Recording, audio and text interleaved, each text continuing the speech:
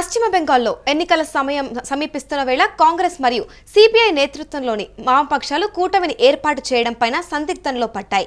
ప్రతిపక్ష ఇండియా కూటమిలో కీలక భాగస్వాములైన కాంగ్రెస్ మరియు వామపక్ష పార్టీలు ఇప్పటి వరకు బెంగాల్ ఎన్నికల్లో పొత్తుపై చర్చలు ప్రారంభించలేదు.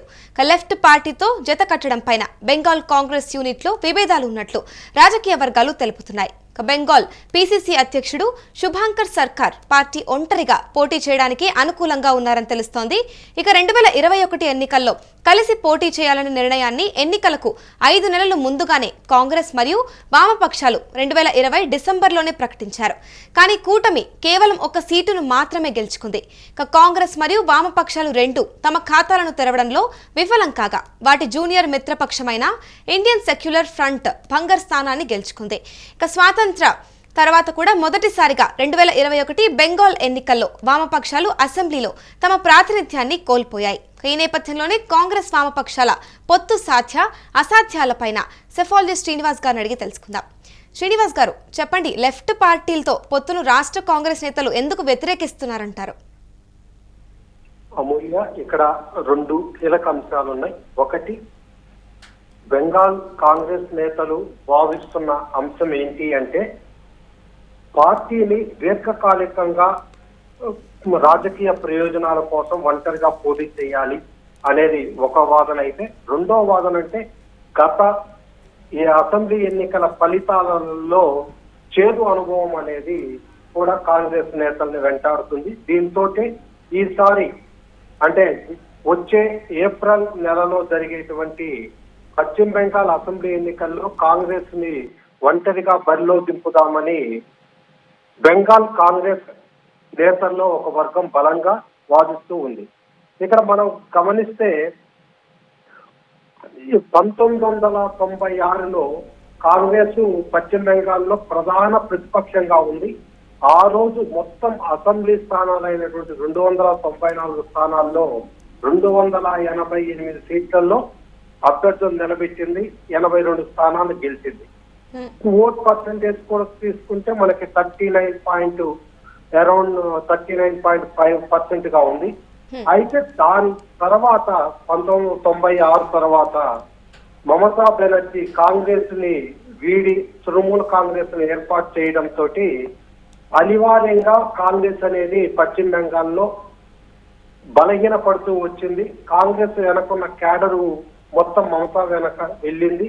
దాంతో 2001 అసెంబ్లీ ఎన్నికలు నాటికి తప్పనిసరి పరిస్థితుల్లో టిఎంసి తోటి పొత్తు పెట్టుకొని కేవలం 60 స్థానాల్లో మాత్రమే కాంగ్రెస్ పోటీ చేసింది. అయితే 60 స్థానాల్లో పోటీ చేసినా కూడా మంచి ఫలితాలు నేను సాధించలేదు. సగం కంటే తక్కువగా 26 సీట్లను మాత్రమే గెలిచింది. దాంతో మరలా నెక్స్ట్ ఎన్నికలు 2006 ఎన్నికల నాటికి కేంద్రంలో యూపీఏ అధికారంలో అంటే కాంగ్రెస్ నాయకత్వంలోని యూపీఏ 1 అధికారంలో ఉండటంతో మమతా పార్టీ ఆ రోజు బీజేపీతో అలయన్స్ లో ఉంది. దాంతో కాంగ్రెస్ కొంత బెట్టు చేసి మీరు బీజేపీ తోటి విడిపోతామనే హామీ ఇవ్వాలని షరతు పెట్టారు. దానికి మమతా బెనర్జీ అంగీకరించలేదు. దాంతో 2006 ఎన్నికల్లో కాంగ్రెస్ 262 స్థానాల్లో ఒంటరిగా పోటీ చేసింది. అయినప్పటికీ 21 స్థానాలను గెలిచింది. ఇంకా 2011 ఎన్నికల నాటికి వచ్చేసరికి మరొకసారి తృణమూల్ కాంగ్రెస్ తో చేతులు కలిపే బరిలోకి నిలిచింది. ఇక్కడ ఈసారి అయితే 66 స్థానాలలో పోటీ చేసినటువంటి కాంగ్రెస్ ఓట్ పర్సెంటేజ్ అయితే గణనీయంగా పడిపోయింది. 9% మాత్రమే ఓట్లను సాధించింది. కానీ స్థానాల సంఖ్య వచ్చేసరికి 42 స్థానాలుగా ఉన్నాయి. ఇంకా 2016, 21 నాటికి ఎన్నికల్లో మమత తన ఒంటరిగా బరిలో దిగాలని నిర్ణయించుకోవడంతో వారికి గత్యంతరం లేని పరిస్థితిలో వామపక్షాలు కూడా 2011 అధికారం కోల్పోయి ఉన్న పరిస్థితి ఉంది. కాబట్టి కాంగ్రెస్ వామపక్ష 2 పార్టీలు పొత్తు పెట్టుకొని బరిలో నిలిచాయి ఆ 2 ఎన్నికలు. అయితే 2016 ఎన్నికల్లో 92 స్థానాల్లో పోటీ చేసిన కాంగ్రెస్ 44 స్థానాలను గెలిచింది. అలాగే 2021లో కాంగ్రెస్ అసలు తన ఖాతాను తెరవలేకపోయింది. అలాగే 2016లో 12.25% ఓట్ షేర్ను సాధించిన కాంగ్రెస్ 2021 నాటికి తన ఓట్ షేర్ ని 3% పడిపోయింది. దీంతో పాటుగా మనము ఒక పార్టీతో పొత్తు ఉండటంతో అంటే 294 నియోజకవర్గాల్లో కూడా గ్రామ స్థాయిలో కాంగ్రెస్ జెండా కానీ నాయకులు కానీ లేని పరిస్థితి ఏర్పడింది.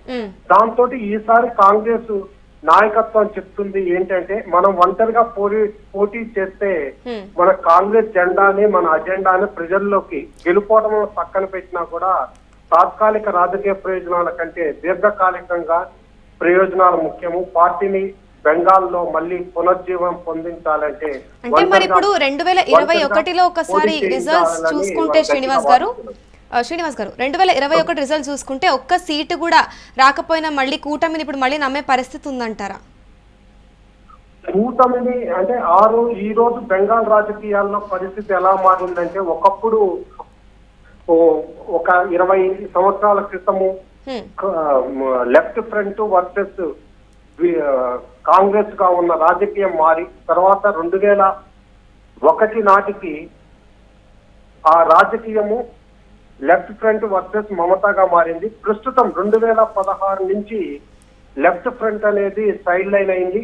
దాంతో ఇప్పుడు ప్రధాన కంటెంటర్ గా ప్రధాన పార్టీలుగా బీజేపీ వర్సెస్ మమతా బెనర్జీగా బెంగాల్ రాజకీయం నడుస్తుంది. వీళ్ళు థర్డ్ ఫోర్స్ గానే ఉన్నారు. కాబట్టి గత ఎన్నికల్లో కూడా ఇక్కడ జరిగినది ఏంటంటే వీళ్ళ ఓట్లు సిపిఎం ఓట్లు లో దాదాపు సగం పైన అంటే 2016లో 20% సిపిఎం కోస్తే 2021లో వాళ్ళ ఓట్ శాతం అనేది గణనీయంగా 4.71% పడిపోయింది. అంటే వీళ్ళ ఓట్ అనేది సిపిఎం మద్దతుదారులు సానుభూతి పరుల ఓట్లు అనేవి బీజేపీకి షిఫ్ట్ అయినాయి. అలాగే కాంగ్రెస్ ఓట్లు కూడా 12.25 ఉన్న కాంగ్రెస్ ఓటు 2016 ఎన్నికల్లో అది 2021 ఎన్నికల్లో 3% తగ్గింది. అదే సమయంలో టీఎంసీ ఓట్ షేర్ అనేది 44 నుంచి 48% పెరిగింది. అంటే సిపిఎం అంటే లెఫ్ట్ ఫ్రంట్ ఓట్ ఏమో బీజేపీ వైపు టర్న్ అవుట్ అయింది. అలాగే కాంగ్రెస్ ఓట్ అనేది కొంత మిగిలి ఉన్న ఓట్లలో కూడా టీఎంసీ వైపు మళ్ళింది. కాబట్టి పొత్తు వల్ల ప్రయోజనకరంగా ఉంటుందా అంటే రాజకీయాల్లో మనము అంకగణితం కాదు 1+1 2 అని చెప్పలేము. కానీ ఇప్పుడున్న పరిస్థితుల్లో ఇద్దరు మైనర్ పార్టీలుగా మారారు, ప్రధాన కంటెంటర్లుగా లేరు. కాబట్టి పోటీ పెట్టుకోవాలి అనేది ఒక వర్గం బలంగా చెప్తూ ఉంది. మరి ఇప్పుడు త్వరలోనే జరగనున్న అసెంబ్లీ ఎన్నికల్లో చూసుకుంటే వామపక్షాలు కూడా మరి ఒంటరి పోరుకు సిద్ధమైనట్లేనంటారా? అంటే నిన్నటి నుంచి ఇక్కడ మనకి కేరళ రాజధాని తిరువనంతపురంలో సిపిఎం పార్టీ అత్యున్నత నిర్ణయాధిక సంస్థ అంటే పాలిట్ బ్యూరో సమావేశం జరుగుతుంది, కేంద్ర కమిటీ. ఆ రాష్ట్రాలు అంటే రాబో 5 రాష్ట్రాల ఎన్నికల్లో ఎటువంటి వ్యూహాలను రచించాలి, ఎవరితో పొత్తు పెట్టుకోవాలి దాని మీద చర్చిస్తున్నారు. అయితే వారికి కూడా కొంత ఒంటరిగా పోటీ చేద్దాము అనే ఆలోచన ఉన్నట్టు తెలుస్తుంది. బెంగాల్ బచావో అని ఒక గత నెలలో భారీగా గ్రామాన్న తిరుగుతూ లెఫ్ట్ ఫ్రంట్ లో ప్రధాన పార్టీ అయినటువంటి సిపిఎం నాయకత్వం అంతా ప్రచారం చేసింది. అదే సందర్భంలో ఇక్కడ ఒక అంశాన్ని చెప్పుకోవాలి అమూల్య. ఇక్కడ ఏంటంటే కమ్యూనిస్టులకి కాంగ్రెస్ కూడా ఒక విచిత్రమైన పరిస్థితి. బెంగాల్ కేరళలో ఒకేసారి ఎన్నికలు జరుగుతాయి. ఒకప్పుడు అంటే బెంగాల్లో కూడా కాంగ్రెస్ సిపిఎం వర్సెస్ గా ఉండేది. కానీ ఇప్పుడు గత 2 ఎన్నికల నుంచి లేదు. కాకపోతే ఇప్పుడు కేరళలో ఉన్నటువంటి మొన్న జరిగిన స్థానిక సంస్థల ఎన్నికల్లో మంచి ఫలితాలను సాధించింది బీజేపీ. కాబట్టి రేపు రాబో ఎన్నికల్లో వాళ్ళు ఒకటే నినాదం ఇస్తారు, బెంగాల్లో దోస్తీ కేరళలో కుస్తీ అంటూ. దీన్ని ప్రజల్లోకి తీసుకపోతే వామపక్షాల చేతిలో అధికారం మిగిలి ఉన్న ఏకైక రాష్ట్రంగా ఈరోజు కేరళ ఉంది. కానీ అక్కడ కూడా మనకి నష్టం జరిగిద్దేమో. కాబట్టి కాంగ్రెస్, ఎందుకంటే కాంగ్రెస్ వర్సెస్ కమ్యూనిస్టులుగా కేరళ రాజకీయం ఉంది. కాబట్టి మనము ఇది బీజేపీ ప్రజల్లోకి తీసుకుపోతే మనకి కేరళలో కూడా చర్చనీయాంశంగా మారిస్తే మనకు నష్టం జరుగుతుందేమని చెప్పేసి వామపక్షాలు కూడా భావిస్తున్నట్టు తెలుస్తుంది.